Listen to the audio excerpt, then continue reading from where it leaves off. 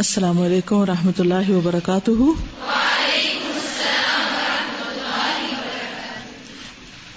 نحمده ونصلی علی رسولہ الکریم، اما بعد فاعوذ باللہ من الشیطان الرجیم، بسم اللہ الرحمن الرحیم، رب اشرح لی صدری ویسر لی امری واحلل عقدۃ من لسانی یفقہوا قولی۔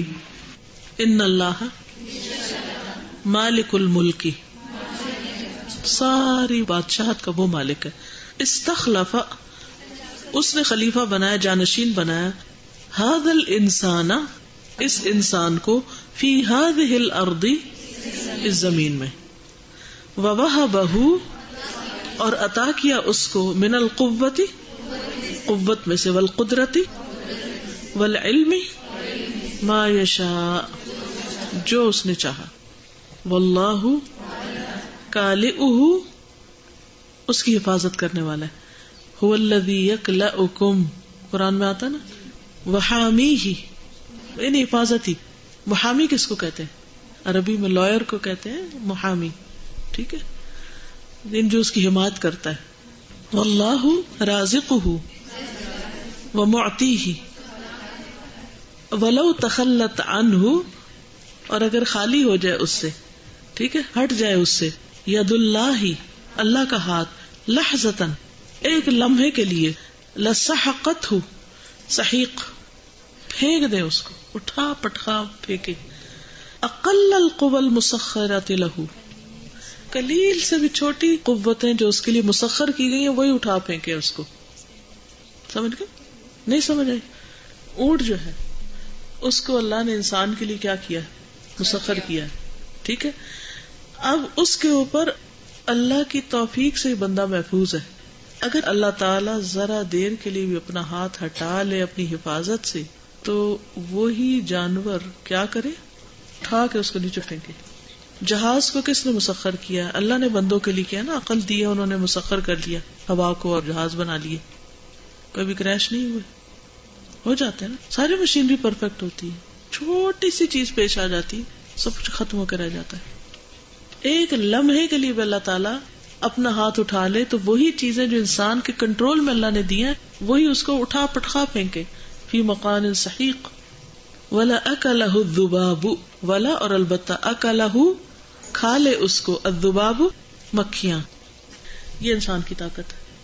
وما هو اصغر من الذباب، اور وہ کیڑے کھا جاتے ہیں اس کو جو اس مکھی سے بھی چھوٹے ہوتے ہیں۔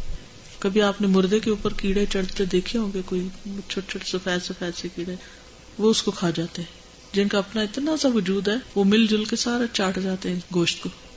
ولیکنہ، لیکن وہ، بإذن اللہ، اللہ کے اذن کے ساتھ، مکلوء، محفوظ ہے، محفوظ، مکرم، عزت دیا گیا ہے، من بارئہ، اس کے رب کی طرف سے، وفاطرہ، اور اس کے کریٹر کی طرف سے۔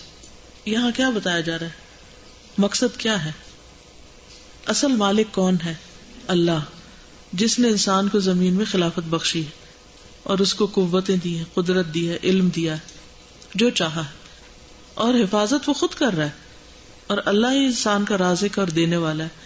اگر اللہ تعالیٰ ایک لمحے کے لیے اپنا ہاتھ ہٹا لے تو کائنات کی وہی قوتیں جن کو اس نے مسخر کیا ہوا ہے انسان کے لیے، اس کو مار ڈالیں، گرا دیں، پھینک دیں، مکھیاں اس کو کھا جائیں، چھوٹے چھوٹے کیڑے اس کو کھا جائیں۔ لیکن دیکھو تو صحیح کس طرح اللہ نے انسان کو محفوظ رکھا ہے۔ خود پانی کو سمندر کے کیسے روکے اللہ تعالیٰ، اگر اس کو چھوڑ دے کھلا تو کیا ہوگا؟ تو قرآن مجید میں یہ جاتا نا، والذی یکلؤکم، وہ تمہیں محفوظ رکھتا ہے۔ تو ہم نے کبھی نہیں غور کیا، مجھے ہمیشہ یہ خیال آتا ہے کہ رات کو جب ہم سوئے ہوتے ہیں تو جو آس پاس کیڑے مکوڑے ہوتے ہیں وہ تو بہت فائدہ اٹھا سکتے ہیں، آ کے چڑھ کے جو مرضی کھا جائیں، لیکن کس طرح اللہ تعالیٰ ان کو دور ہی رکھتا ہے ہم سے، جس بھی طریقے سے رکھتا ہے وہی جانتا ہے۔ لیکن ہم لوگ تو چلو پھر محفوظ کمروں میں سوتے ہیں، بہت سے لوگ تو سڑکوں پہ سوئے ہوتے ہیں، کبھی دیکھا آپ نے؟ صحن میں چارپائیاں ڈال کے سوئے ہوتے ہیں، بالکل کھلے آسمان کے نیچے سو رہے ہوتے ہیں، تو ان کو کون محفوظ رکھتا ہے؟ اوپر جو ستارے جو گر رہے ہوتے ہیں، کیا کیا چیزیں جو اوپر سے گر رہی ہوتی، اگر وہی گرنے لگ جائے انسانوں کے اوپر تو کون بچے؟ واللہ، تبارک و تعالی، تبارک و تعالی، هو العظیم وحدہ، والعظیم، عظیم، هو الموصوف وہ متصف ہے بکل صفت کمال، ہر کمال کی صفت سے، ولا یستحق ذالک، اور نہیں مستحق اس کا الا اللہ وحدہ، ٹھیک ہے. اور اللہ تبارک و تعالی وہ عظیم، وہی ایک اکیلا ہے، اور وہی ہر کمال کی صفت سے موصوف ہے، اور ایک اللہ کے سوا کوئی اس کا مستحق نہیں. ومن عظمتہ، سبحانہ، ان السماوات السبع، کہ 7 آسمان، والارضین السبع، اور 7 زمینیں، فی ید الرحمن، رحمان کے ہاتھ میں ہیں، اصغر من الخردلۃ، رائی کے دانے سے بھی چھوٹی ہیں. 7 آسمان اور 7 زمینیں رائی کے دانے سے بھی زیادہ چھوٹے ہیں اللہ سبحانہ و تعالیٰ کے سامنے. فہوا سبحانہ العظیم الذی یستحق من عبادہ ان یعظموہ بقلوبہم وألسنتہم وجوارحہم، وذلک لا یکون الا بعد معرفتہ باسمائہ وصفاتہ. اللہ تعالیٰ کی عظمت کو بیان کرنے کے لیے انہوں نے ایک اور مثال دی ہے کہ 7 آسمان اور 7 زمینیں رحمان کے ہاتھ میں رائی کے دانے سے بھی زیادہ چھوٹی. پوری کائنات کو اگر سامنے رکھ کے دیکھیں تو 7 آسمان اور زمین رائی کے دانے سے بھی چھوٹی چیز ہے اللہ کے سامنے. فَهُوَ سُبْحَانَ الْعَظِيمُ يَسْتَحِقُّ مِنْ عِبَادِهِ أَن يُعَظِّمُوهُ، یعنی بندوں کا حق ہے اللہ کے بارے میں کہ وہ اللہ کی عبادت کرے اور اپنے دلوں سے اس کی عظمت محسوس کرے. أَن يُعَظِّمُوهُ بِقُلُوبِهِمْ، اور اپنی زبانوں سے اس کی عظمت کا اظہار کرے، وَجَوَارِحِهِمْ، اور اپنے پورے جسم کے ساتھ. لیکن یہ کب ہو سکتا ہے؟ صرف اسی وقت ہو سکتا ہے کہ انسان اللہ کے نام اور اس کی صفات کی معرفت رکھتا ہو، پھر ہی حقیقی معنوں میں وہ اس کی عظمت کو پہچان سکتا ہے، ورنہ نہیں.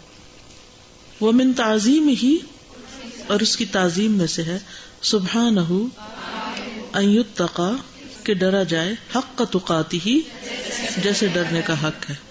اللہ کی عظمت کیسے ہو سکتی ہے؟ یعنی ہم کیسے اظہار کریں اللہ کی عظمت کا کہ ہم اس سے ڈریں. فیطاع، کہ اس کی اطاعت کی جائے، ولا یعصى، نافرمانی نہ کی جائے، ویذکر، فلا ینسى، بلایا نہ جائے، اس کو یاد رکھا جائے، اسے بلایا نہ جائے، ویشکر، فلا یکفر، ہاں اس کا شکر کیا جائے اور اس کی ناشکری نہ کی جائے. یہ بھی اللہ کی تعظیم کا طریقہ ہے. ومن تعظیمہ سبحانہ، تعظیم، تعظیم ہے، کل ما شرعہ، جو کچھ اس نے قانون بنائے، ضابطے بنائے، من زمان و مکان و اقوال و اعمال، زمان و مکان اور اقوال و اعمال میں سے جو بھی اس نے قانون، قاعدے، ضابطے بنا دیے، ان کی تعظیم کی جائے.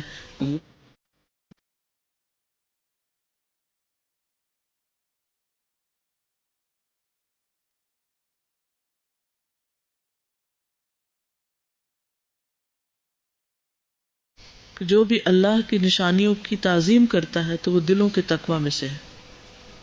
ٹھیک ہے، یعنی انسان کے لیے اللہ تعالیٰ نے جو بھی قاعدے، قانون، شریعت بنائی ہے، خواہ وہ زمانے کے اعتبار سے کوئی بات ہے، یعنی رمضان میں روزے رکھو مثلا، وہ مکان مثلا حج بیت اللہ کرو، وہ اقوال کہ کیا ذکر کرو مثلا، وہ اعمال کون کون سی عبادات کرو، یہ جو بھی اللہ نے ہمیں طریقے سکھا دیے، قانون بتا دیے، قاعدے بتا دیے ہیں، ان سب کی بھی تعظیم کی جائے، ان کو آنر دیا جائے. ٹھیک ہے، اور یہ کہ جو بھی اللہ کے شاعر کی تعظیم کرتا ہے تو وہ دلوں کے تقوی میں سے. ومن تعظیم ہی، اور اس کی تعظیم میں سے ہے، سبحانہ، پاک ہے وہ، اللہ یعترض، کہ انسان اعتراض نہ کرے، علی شیء مما خلقہ وشرعہ، کسی بھی چیز پر جو اس نے بنائی اور جس کی اس نے کوئی بھی قانون قاعدہ بنایا. انسان یہ نہ کہے کہ اللہ نے یہ کیوں بنا دی، مکھی کیوں بنا دی، یا یہ کہ نماز کیوں پڑھے ہر وقت، ایسی باتیں نہ کریں. کسی کو معذور کیوں بنا دیا. ولا علی شیء مما قضاہ وقدرہ، کسی بھی چیز پر جس کی اس نے تقدیر بنائی اور اس کا فیصلہ کیا. ولا علی شیء مما احلہ وحرمہ، اور نہ ہی اس کی حلال کردہ یا حرام کردہ کسی بھی چیز پر کوئی اعتراض کرے، اس کا ہمیں حق نہیں ہے. ٹھیک، یہ کوئی اعتراض نہیں کر سکتا کہ اللہ مجھے تو چھوٹے قد کا کیوں بنایا، یا مجھے لمبے قد کا کیوں بنایا، یا مجھے ایسا کیوں بنایا، میری آنکھوں کا رنگ ایسا کیوں بنایا، یا میرے ناک کا نقشہ ایسا کیوں بنایا. کوئی اعتراض کسی کو حق ہی نہیں کہ کرے. ومن تعظیمہ سبحانہ، اس کی تعظیم میں سے ہے، پاک ہے وہ، توقیر رسلہ، اس کے رسولوں کی عزت کرنا، اس کے بھیجے ہوں کی عزت کرنا بھی اللہ کی تعظیم میں سے ہے. والعمل بما جاءوا بہ، اور جو وہ لائے شریعت میں سے اس پر عمل کرنا. ومن تعظیمہ، اور اسی کی تعظیم میں سے ہے، سبحانہ، تعظیم حرماتہ، اس کی حرمتوں کی تعظیم، اس کی حرمتوں کو بڑا سمجھنا، ان کو عزت دینا.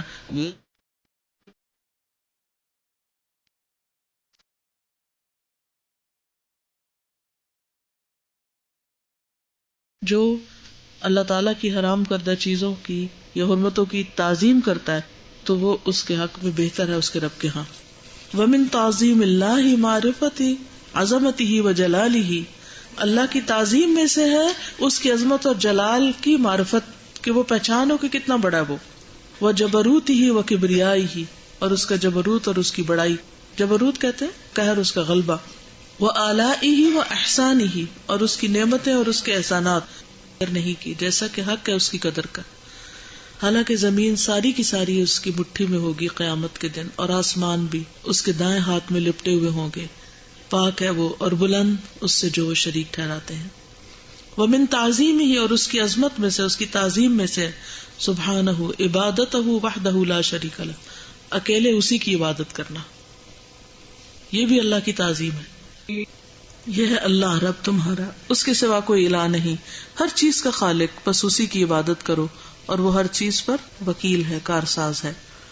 والذی یحمد ویمدح ویعظم فی الدنیا لأحد وجوہ اربع، وہ ذات جس کی حمد بیان کی جاتی ہے، مدح کی جاتی ہے اور عظمت بیان کی جاتی ہے دنیا میں، یہ چار چیزوں میں سے ایک ہے. یعنی کوئی بھی انسان جس کی دنیا میں کوئی عزت وغیرہ کی جاتی ہے، اس کی چار میں سے ایک وجہ ہوتی. ٹھیک ہے، اب آگے وہ چار وجوہات دی ہوئی ہیں. اما لکونہ کاملا فی ذاتہ و اسمائہ و صفاتہ، کسی کی بھی تعریف کب کی جائے گی؟ جب وہ کامل ہو، کس میں؟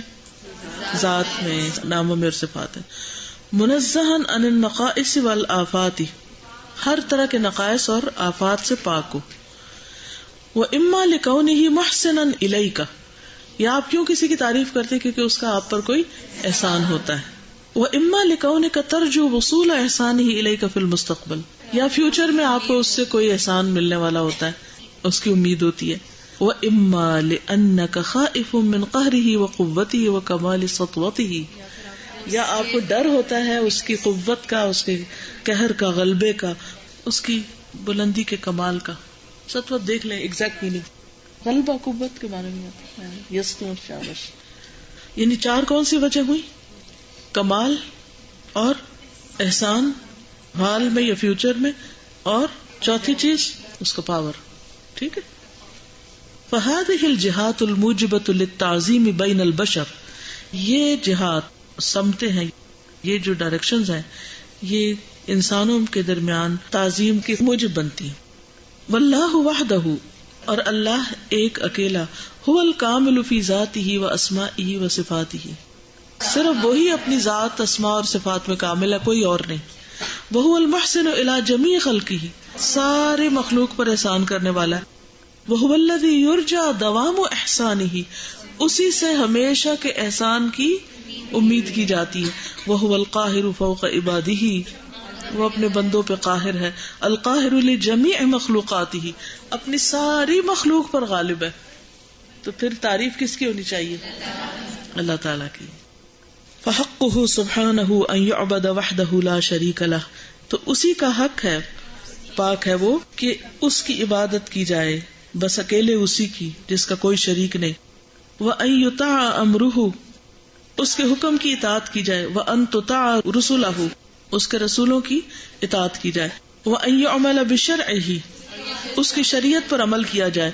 وَأَن يُشْكَرَ فَلَا يُكْفَرَ، یہ کہ شکر کیا جائے اس کا اور ناشکری نہ کی جائے. وَيُذْكَرَ فَلَا يُنسَى، وَمَن يُطِعِ اللَّهَ وَرَسُولَهُ فَقَدْ فَازَ فَوْزًا عَظِيمًا. تو جو یہ کرے گا اللہ اور اس کے رسول کی اطاعت، وہ بہت بڑی کامیابی پائے گا. ٹھیک ہے، تو یہ اس کا حق ہے. اصل میں اگر انسان اللہ تعالیٰ کی عظمت کو محسوس کرنے لگے تو عبادت مشکل کام ہی نہ رہے، خود بخود جھک جائے. وَإِذَا أَرَدْتَ، اور جب تو ارادہ کرے، أَن تَقِفَ، کہ تو واقف ہو، عَلَى مَعْرِفَةِ شَيْءٍ، کسی چیز کی معرفت پر، مِن مَبَادِئِ عَظَمَةِ اللَّهِ وَجَلَالِهِ وَكِبْرِيَائِهِ، یعنی جب تم ارادہ کرو کہ اللہ تعالیٰ کی عظمت و جلال اور کبریائی کی بالکل بیسک باتوں کو جان سکو، فاؤنڈیشن، اصول، پرنسپل کے معنی میں بھی آتا ہے مبادیہ. فانظر، تو دیکھو، فی آیاتہ، اس کی آیات میں، ومخلوقاتہ، اور اس کی مخلوقات میں، فی السماء والارض، آسمانوں اور زمین میں. اگر تم چاہتے ہو کہ اللہ کی عظمت کی بالکل بیسک باتیں جانو تو اس کی نشانیاں دیکھو کائنات کی. فإن عظمت المخلوق، بے شک مخلوق کی عظمت، تدل علی عظمت الخالق سبحانہ، دلیل ہے اس چیز کے خالق کی عظمت کی.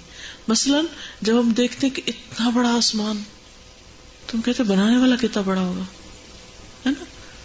جو دیکھے نا آسمان کو، نہ اس کو بڑا سمجھے تو وہ خالق کو بھی نہیں سمجھ سکتا.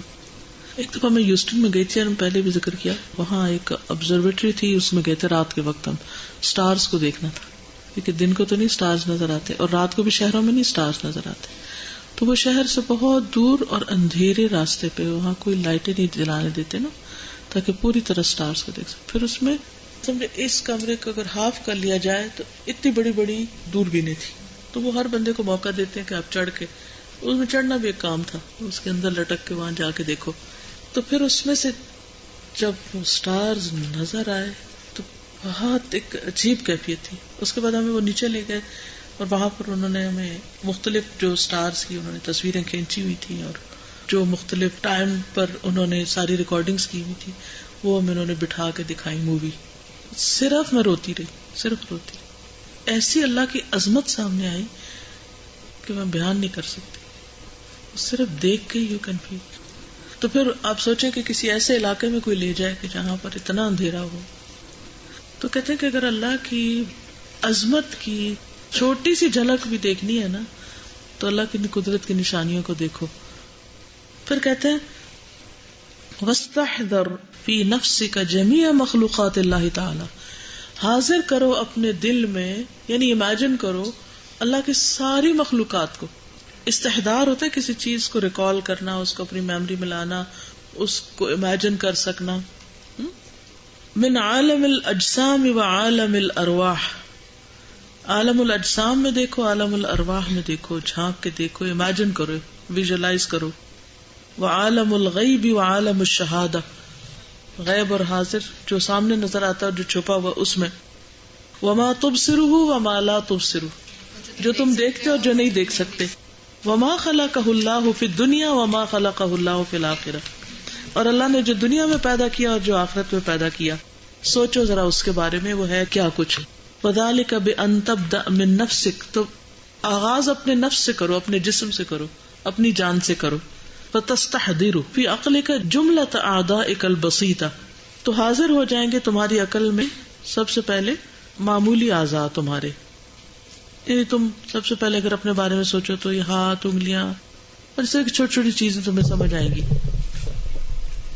والمرکبہ، اور مرکب ہوتا ہے کمپاؤنڈ، بسیطہ یو کین سے اسپریڈ، جو اسپریڈ آؤٹ ہوتے ہیں، اور مرکب جو ایک دوسرے کے اوپر ہوتے ہیں. والظاہر والباطنہ، اب دیکھیں کہ جیسے ناک جو ہے یہ کیا ہے، مرکب ہے، بسیطہ نہیں ہے، یعنی پھیلا ہوا نہیں ہے، ایک کے اوپر ایک چڑھا ہوا. وجميع قواك الطبيعية والحيوانية والإنسانية التي وهبك الله سبحانه، یعنی ہر قسم کی ظاہری، باطنی، نیچرل، حیوانی، انسانی، ساری کی ساری قوتیں تمہارے سامنے آ جائیں گی جو بھی اللہ نے آپ کو عطا کی ہیں. ثم استحضر، پھر حاضر کرو، فی عقلک، ویژولائز کرو اپنے عقل میں، جمیع ما فی ھذا العالم. مثلا اگر ہم بالوں ہی کی بات کرتے ہیں تو کہ سارے انسانوں کے بالوں کو اکٹھا کر کے رکھ دیا جائے ایک جگہ، کیا بنے گا؟ سب کی ہڈیاں. میں کبھی سوچتی ہوں کہ اللہ، وہ جاتا نا قرآن میں کیا، الم نجعل الارض کفاتا احیاء و امواتا، کیا ہم نے زمین کو کافی نہیں بنایا زندوں اور مردوں کے لیے؟ اوپر تو خیر جتنی مخلوق ہے، لیکن جو مر کے بیچ میں جا چکی ہے وہ کتنی زیادہ ہے. اگر زمین اس کو نہیں کھاتی تو زمین میں شاید رہنے کی جگہ ہی نہ رہتی. کہتے ہیں ثم استحضر فی عقلک جمیع ما فی ھذا العالم، ساری دنیا میں جو کچھ ہے اس کے بارے میں سوچو، من انواع المعادن والتراب والنبات والحیوان والانس والجان، کہ ہر قسم کی معدنیات، مٹی، نباتات، حیوانات، انس اور جن، ان سب کو امیجن کرو، سوچو ان کے بارے میں. ثم ضم الیہ ما خلق اللہ سبحانہ من البحار والجبال والمفاوز والتلال وجملۃ ما فیہا من عجائب النبات والحیوان وذرات الہباء. اللہ اکبر، سے ہر ایک چیز کو باری باری گنوا رہا ہے. کہتے ہیں کہ پھر اس کے ساتھ ایڈ کر لو، ضم ایڈ کر لو، کس کو؟ جو بھی اللہ نے پیدا کیے، سمندر اور پہاڑ اور ٹیلے اور پہاڑیاں، گزرگاہیں اور ہر قسم کے نباتات اور حیوانات اور ہوا کے ذرات، ان سب کے بارے میں امیجن کرو. ثم ترق منہا، پھر چڑھو اس میں سے، الی بحر الہواء، ہوا کے سمندر پہ آ جاؤ. وما فیہ من الطیور السابحات، کتنے ہی ہیں اس میں اڑنے والے پرندے. کما تسبح الاسماک فی بحر الماء، جس طرح مچھلیاں پانی کے سمندر میں دوڑتی پھر رہی ہیں. غادیۃ و رائحۃ، آ رہی ہیں جا رہی ہیں. صاعدۃ و ہابطۃ، کو اوپر چڑھے کو نیچے اتر رہی ہیں. یعنی انسان کی عقل دنگ رہ جائے گی. ان سب چیزوں کے بارے میں غور کرو.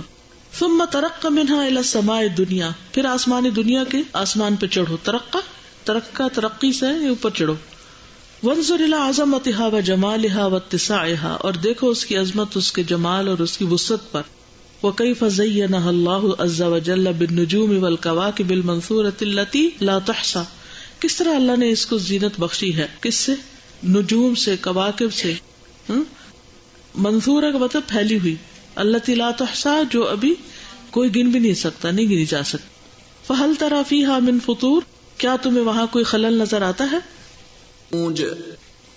کیا انہوں نے آسمان کی طرف نہیں دیکھا اپنے اوپر؟ کس طرح ہم نے اس کو بنایا اور زینت بخشی، اور اس میں ان کے لیے کوئی رکھنا بھی نہیں ہے، کوئی سوراخ نہیں کہ کوئی اوپر چڑھ گیا، اوپر سے کوئی چیز نیچے گر جائے. ثم ترق من سماء الى سماء لترى عظمت صنع اللہ الذي اتقن كل شيء. ثم پھر ترقہ، تم چڑھو ایک آسمان سے دوسرے آسمان تک، تاکہ تم دیکھ سکو عظمت صنع اللہ، اللہ کی بنائی ہوئی چیزوں کی عظمت. الذي اتقن كل شيء، جس نے ہر چیز کو بہت مضبوط بنایا. ثم ترقى بعقلك وفكرك، پھر اپنے عقل اور فکر کے ساتھ چڑھو اوپر، یعنی ترقی کرو، اسینڈ، ٹھیک ہے. حتى تصل الى سدرۃ المنتهى، اوپر جاتے جاتے جاتے جاتے امیجنیشن میں سدرۃ المنتہا پہ جا پہنچو. والبیت المعمور وما يطوف به من الملائکہ، اور سارے فرشتے دیکھو امیجنیشن میں. واللوح والقلم والجنۃ والنار والعرش والکرسی ترى ملکا لا اعظم منه، تم دیکھو گے کہ اس سے بڑا کوئی بادشاہ ہے ہی نہیں. وملکا لا اعظم منه، اور بادشاہت جو اس سے بڑی کسی کی نہیں. وخلقا لا اعظم منه، اور مخلوق جو اس سے بڑی کسی کی نہیں. ثم انتقل من عالم الاجساد الى عالم الارواح، پھر جسموں کو چھوڑ کے روحوں کی طرف چلو، ان کے عالم کی طرف. واستحضر فی عقلک جمیع الارواح العلویہ والسفلیہ البشریہ وغیر البشریہ، پھر دیکھو کہ کتنی روحیں ہیں. ثم استحضر جمیع الارواح المتعلقۃ بالوحی والنبات والجبال والبحار والمیاہ والارحام والاقوال والافعال، پھر حاضر کرو اپنا دماغ جمیع الارواح المتعلقۃ بالوحی، جو وحی سے متعلق ہے، نباتات، جبال، بحار اور میاہ، ارحام اور اقوال اور افعال سے. ثم استحضر ملائکۃ السماء الدنیا وملائکۃ جميع السماوات السبع تجد ما في السماوات السبع موضع شبر الا وفيه ملك قائم او راكع او ساجد لربه. ثم استحضر ملائکۃ السماء الدنیا، آسمان دنیا کے فرشتوں کو ذہن میں لاؤ. استحضار ہوتا ہے کسی چیز کو ریکال کرنا، اس کو اپنی میموری میں لانا، اس کو امیجن کر سکنا. وملائکۃ جمیع السماوات السبع، ساتوں آسمانوں پر جتنے فرشتے ہیں ان سب کے بارے میں سوچو، ذہن میں لاؤ. لائیں ذرا آپ لوگ، کتنے؟ کوئی مثال سے سمجھائیں گے کہ کتنے ہیں؟ ایک چپا رکھنے کی جگہ ایسی نہیں ہے کہ جہاں کوئی نہ کوئی فرشتہ اللہ کی عبادت میں مشغول نہ ہو. اور آسمان چرچرانے لگا ان کے بوجھ سے، اتنی مخلوق ہے اس پر. اور خود آسمان کتنا بڑا ہے. اور بیت المعمور پہ ہر روز 70,000 فرشتے طواف کرتے ہیں. جو ایک بار طواف کرتا ہے قیامت تک اس کی باری نہیں آئے گی. تو اس سے اندازہ لگائیں وہ مخلوق کتنی. اب تھوڑی دیر کے لیے امیجن کریں، کچھ سوچ سکتے ہیں یعنی کتنی زیادہ مخلوق ہے. ثم استحضر ملائکۃ سماء الدنیا وملائکۃ جمیع السماوات السبع، ساتوں آسمانوں کے اوپر جو فرشتے موجود ہیں ان کا ذرا ذہن میں خیال تو لاؤ. تجد ما فی السماوات السبع موضع شبر الا وفیہ ملک قائم او راکع او ساجد لربہ. تو تم دیکھو گے کہ ساتوں آسمانوں پر ایک چپا دھرنے کی جگہ ایسی نہیں ہے کہ جہاں پر کوئی نہ کوئی فرشتہ کھڑا یا رکوع میں یا سجدے میں نہ ہو، یعنی عبادت میں مشغول ہے، یا ہاتھ باندھے کھڑے، یا کوئی رکوع کر رہا ہے یا سجدے میں پڑا ہوا. اتنی زیادہ عبادت ہو رہی ہے اللہ تعالیٰ کی. اگر ہم میں سے کوئی نہیں نماز پڑھے گا تو اللہ تعالیٰ کو کوئی پرواہ ہے؟ ساری زمین پہ کتنے کے انسان ہیں؟ زیادہ تو مرے ہوئے دفن ہے نا زمین کے اندر. اور جو زندہ ہیں ان میں سے مسلمان کتنے ہیں؟ اور جو مسلمان کہتے ہیں اپنے آپ کو ان میں سے نماز کتنے پڑھتے ہیں؟ اور اسی کا ہے جو آسمانوں اور زمین میں ہے، اور جو اس کے پاس ہے وہ اس کی عبادت سے تکبر نہیں کرتے اور نہ تھکتے ہیں. رات دن تسبیح کرتے رہتے ہیں، رکتے ہی نہیں، دم لیتے ہی نہیں. ان کا سوچو ہمارا کیا حال ہوتا ہے. اگر 4 سے 8 نفل پڑھیں تو ہم تھک جاتے ہیں، تھوڑا سا ریسٹ کر لیں. ظہر کی نماز لمبی ہے، تھوڑا تو آرام چاہیے. یسبحون اللیل والنہار، رات بھر دن بھر تسبیح کرتے ہی رہتے ہیں. لا یفترون، سانس بھی نہیں لیتے، دم بھی نہیں لیتے، وقفہ ہی نہیں کرتے. اتنی تسبیح. کیا زمین پہ کوئی ایک انسان ایسا ہوگا جو اتنی زیادہ اللہ سبحانہ وتعالیٰ کی تسبیح کرے کہ کسی وقت دم لے ہی نہ، رکے ہی نہ؟ ہم میں سے جو میکسیمم بھی ذکر کرتے ہیں اللہ کا، ہر وقت کرتے ہیں، وہی باتوں میں لگ جاتے ہیں اور کاموں میں لگ جاتے ہیں، کھانے پینے میں لگ جاتے ہیں، تو آٹومیٹیکلی تسبیح کو بریک آ جاتی ہے. فرشتوں کو تو نہ کھانا ہے، نہ پینا ہے، نہ کچھ اور کرنا ہے، تو ان کو تو ضرورت ہی نہیں ہے، وہ تو مسلسل ایک ہی کام کیے جا رہے ہیں. اصل میں جتنی بھی باتیں نا یہ ساری اللہ رب العزت کی بڑائی کے بارے میں. پھر وہ کہتے ہیں ثم استحضر جميع الملائکۃ الذین یطوفون بالبیت المعمور فوق السماء السابع ولکثرتهم من طاف به منهم لا يعود الیہ. سارے فرشتوں کو دیکھو جو بیت المعمور کے طواف کرتے ہیں 7ویں آسمان کے اوپر، اور ان کی کثرت یعنی ان کی تعداد کی کثرت اتنی کہ جس نے ایک دفعہ طواف کر لیا پھر باری نہیں آئے گی، کبھی دوبارہ نہیں کرے گا. ثم استحضر ملائکۃ الجنۃ وخزنۃ النار وکثرتهم وعظمۃ خلقهم. ثم استحضر ملائکۃ الجنۃ، جنت کے فرشتوں کو سوچو، وخزنۃ النار، جہنم کے فرشتوں کے بارے میں سوچو، وکثرتهم وعظمۃ خلقهم، اور ان کی کثرت اور ان کی تخلیق کی عظمت کو دیکھو. یعنی فرشتہ جو ہے وہ ایسا نہیں ہے جیسے انسان چھوٹے چھوٹے، ایک ایک فرشتہ جو ہے کیسا ہے قرآن مجید سے دلیل دے. حضرت جبرائیل علیہ السلام ہی کی صرف ایک فرشتے کی جو ڈسکرپشن آتی ہے، obviously وہ سب سے بڑے ہیں، کہ جب وہ نبی صلی اللہ علیہ وسلم نے ان کو دیکھا، بڑی سے بڑی بلڈنگ آپ دیکھ لیں، افق کو کور کرتی کیسے نظر آتی، پورے افق پر جو اسکائی لائن ہوتی ہیں بڑی بڑی بلڈنگز کی، وہ دور سے آپ دیکھیں تو بس ایسے مدھم سے کوئی چیز نظر آتی، آسمان کو نہیں کور کر سکتی. تو جبریل علیہ السلام کو جب آپ نے دیکھا، اور آپ تھے کہاں؟ غار حرا پر. تو جب پہاڑ پر جا کے کسی چیز کو اونچی جگہ پر دیکھتے ہیں تو ویسے بھی چیزیں کیسے نظر آتی ہیں، چھوٹی نظر آتی ہیں. پورا آسمان انہوں نے کور کیا ہوا تھا، اتنے ہیوج. پھر سورۃ فاطر میں اللہ تعالیٰ فرماتے ہیں الحمدللہ الذی فاطر السماوات والارض جاعل الملائکۃ اولی اجنحۃ مثنی وثلاث ورباع یزید فی الخلق ما یشاء. جتنا چاہتا ہے اپنی خلقت میں اضافہ کرتا جاتا ہے کہ جس کو جتنا چاہے بڑا بنائے. ایسا سوچئے یہ ساری چیزیں نا آپ کے دل پر کتنی اثر کریں گی، کیسے اثر کریں گی، جتنا آپ اس کو امیجن کریں گے بڑا. اور جتنا آپ ان چیزوں کی بڑائی کو محسوس کر سکیں گے. پھر اس کے بعد ثم استحضر جميع الملائكة المقربين والحافين حول العرش وجميع حملة العرش وانظر إلى عظمتهم وعظمة العرش الذي يحملون وعظمة التسبيح والتقديس الذي به يتلذذون. ثم استحضر جميع الملائكة المقربين، ملائکہ مقربین کو ذہن میں لاؤ، سوچو ان کے بارے میں. والحافین حول العرش، اور وہ جو عرش کے ارد گرد چکر لگا رہے ہیں، یعنی کہ اس کو گھیرے ہوئے ہیں. وجميع حملۃ العرش، یعنی ایک وہ ہے جو حملۃ العرش، عرش اٹھائے ہوئے ہیں، اور ایک وہ ہے جو عرش کے چاروں طرف ہیں، جو تسبیح کرتے رہتے ہیں، طواف کرتے رہتے ہیں. وانظر الى عظمتهم، دیکھو ان کی عظمت، غور کرو ان کی عظمت پر. وعظمت العرش، اور پھر عرش کی عظمت. الذی یحملون، وہ جس کو اٹھاتے ہیں. وعظمت التسبیح والتقدیس الذی بہ یتلذذون، اور اس تسبیح کی عظمت اور تقدیس کی جس سے وہ لذت پاتے ہیں. سوچو کہ کیسا لطف اٹھاتے ہیں وہ تسبیح کر کے. اللہ کی تسبیح، اللہ کا ذکر ایسی چیز ہے کہ جب آپ انتہائی تھکے ہوئے ہوں یا انتہائی پریشان ہوں، غمگین ہو، دکھی ہوں، تو تھوڑی دیر آپ سب کچھ چھوڑ کے صرف تسبیح شروع کر دیں، اور آپ دیکھیں گے کہ کچھ دیر کے بعد ایک دم جیسے آپ کو ایک روشنی ملنے لگی، آپ ٹھیک ہونا شروع ہو جائیں گے. نبی صلی اللہ علیہ وسلم پر جب لوگ باتیں بناتے تھے تو آپ کو کیا نسخہ بتایا گیا تھا کہ اس کا مقابلہ کیسے کریں؟ آپ اپنے تجربے سے بتائیے کہ سب سے زیادہ آپ کو کیا چیز ہرٹ کرتی ہے؟ آپ کو کھانے کو کچھ نہ ملے، یا آپ کے پاس پہننے کے لیے بہت عالیشان لباس نہ ہو، یا آپ کا گھر بہت عالیشان نہ ہو، یہ چیزیں زیادہ میٹر کرتی ہیں یا لوگوں کا اخلاق؟ لوگوں کا اخلاق. اور تکلیف زیادہ کیا دیتی ہے؟ لوگوں کی باتیں. تو جب لوگ باتیں بنائیں آپ پر کسی بھی وجہ سے، چاہے کسی دنیاوی معاملے میں یا اخروی معاملے میں، تو مقابلہ کس سے کرنا چاہیے؟ تسبیح سے.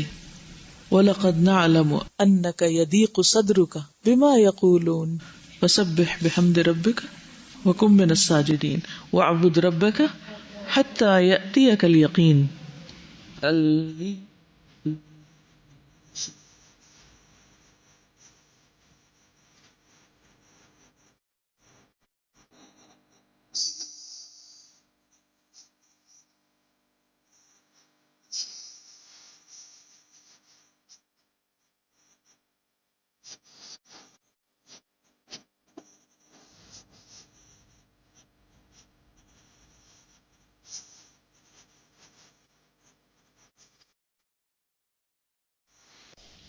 وہ فرشتے جو عرش اٹھائے ہوئے ہیں اور جو اس کے ارد گرد ہیں، وہ اپنے رب کی حمد کے ساتھ تعریف کر رہے ہیں، تسبیح کر رہے ہیں، اور اس پر ایمان رکھتے ہیں، اور ایمان والوں کے لیے استغفار کرتے ہیں، بخشش کی دعائیں مانگتے ہیں.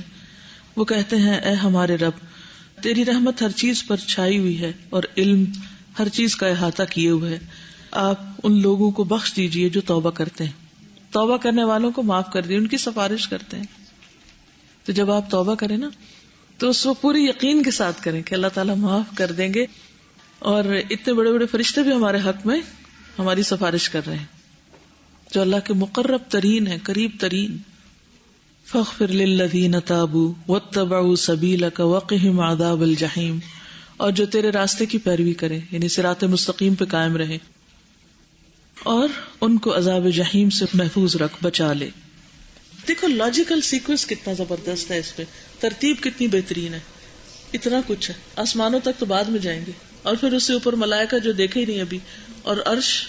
لیکن اس کے باوجود ہم اللہ کی عظمت کو محسوس نہیں کرتے. میں صبح فریش پہلا کام میں نے کیا قرآن، نماز، ہر چیز سے نہا دھو کے پہلے میں نے سارا اس کو ریڈ کیا. آپ یقین کریں جب میں پڑھ رہی تھی تو میرے اوپر ایک کیفیت تاری. یہ ساری چیزیں پہلے پڑھی ہوئی ہیں، لیکن جس ترتیب سے وہ جیسے سیر نہیں کو کرا تھا، اب یہ دیکھو، اب یہ دیکھو، اب یوں ذہن کو حاضر کرو، اب یہ امیجن کرو، اب یہ تصور کرو، اب یہ. ہم کہاں ہیں؟ ہم تو کچھ بھی نہیں. ہم اللہ کی عظمت کو کیوں نہیں محسوس کرتے؟